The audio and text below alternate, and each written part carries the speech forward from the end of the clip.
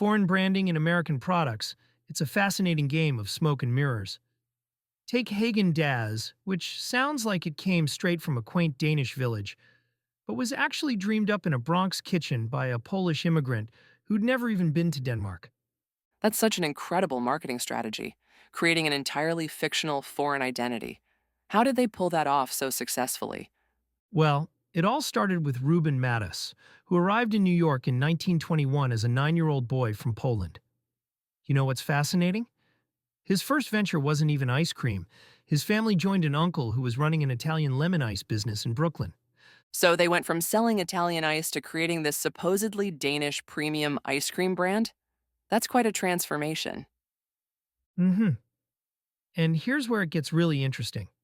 By the late 1920s, they were making ice pops under the very American-sounding name Senator Frozen Products. They'd deliver their goods by horse-drawn wagon throughout the Bronx. Quite a humble beginning for what would become a global luxury brand. That's such a stark contrast to their current image. What prompted them to make such a dramatic shift in their branding? Well, it was actually a response to market pressures. See, in the 1950s, the big ice cream manufacturers started this brutal price war. Instead of trying to compete on price, Mattis made this brilliant decision to go in the completely opposite direction, creating a premium, high-end product with an exotic-sounding name. That's like the ultimate example of zigging when everyone else is zagging. How did they develop this fake Danish identity? Oh, this is where it gets really good. According to his daughter Doris, Mattis literally sat at his kitchen table for hours, saying random nonsensical words until he found something that sounded sufficiently European. And here's the irony. He chose a Danish-sounding name as a tribute to Denmark's treatment of Jews during World War II, but the name actually breaks every rule of Danish linguistics. Now, that's something I never would have guessed. Creating a tribute through completely made up words. How did consumers respond to this new premium positioning? The strategy was absolutely brilliant. Rose Mattis, Reuben's wife, would dress up in elegant clothing to give out free samples, creating this whole aura of sophistication. They started with just 3 flavors, vanilla, chocolate, and coffee, and opened their first retail store in Brooklyn in 1976. The attention to detail in building this brand image is remarkable. Did they maintain ownership of the company for long? Actually, that's another fascinating chapter of the story. They sold to Pillsbury in 1983, and then the ownership started changing hands like a game of corporate hot potato. First, Pillsbury merged with Nestlé's ice cream operations in 1999. Then General Mills bought Pillsbury in 2001, but Nestlé quickly exercised their right to buy out General Mills' interest. That sounds like quite a complex series of transactions. Where did all this corporate maneuvering leave the brand? Well, here's where it gets really interesting. Nestlé secured a 99-year license for the brand, valid until 2011-10. But then in 2019, they sold their rights to Froneri, which is actually a joint venture between Nestlé and PAI Partners. So technically, this American brand with a fake Danish name is now partially owned by a Swiss company and produced mainly in France. That's globalization in a nutshell. How has all this affected their production? Since 1992, most of their global production has been based in Tilleuil-les-Mouflaines, France. But here's something fascinating.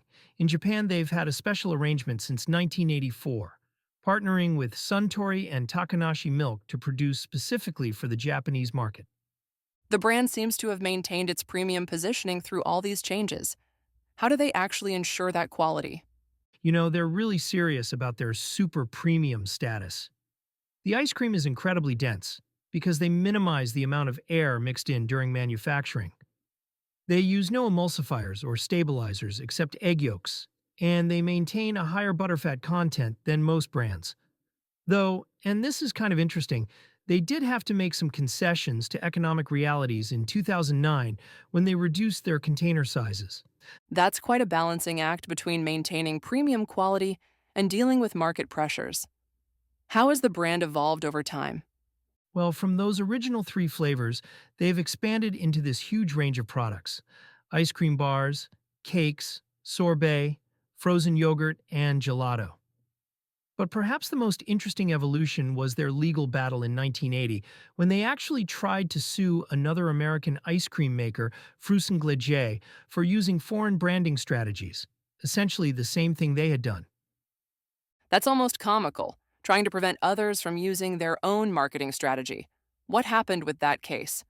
The lawsuit failed, which isn't surprising given the circumstances. But here's the kicker.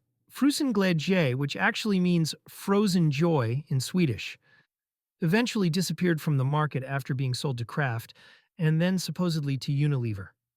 Meanwhile, Häagen-Dazs, with its completely made-up name, is still going strong after more than 60 years.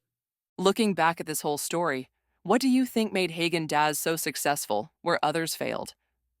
I think it comes down to this perfect storm of timing, strategy, and execution. They understood that consumers associate foreign-sounding names with quality and sophistication. But more importantly, they backed up that perception with actual premium quality products. It wasn't just clever marketing. They delivered on their promise of superiority, even if their Danish identity was completely fabricated. That's really the key takeaway, isn't it? The authenticity wasn't in the name, but in the quality of the product itself. Exactly. And in today's world of global brands and instant fact-checking, it's fascinating to think about whether a similar marketing strategy could work now.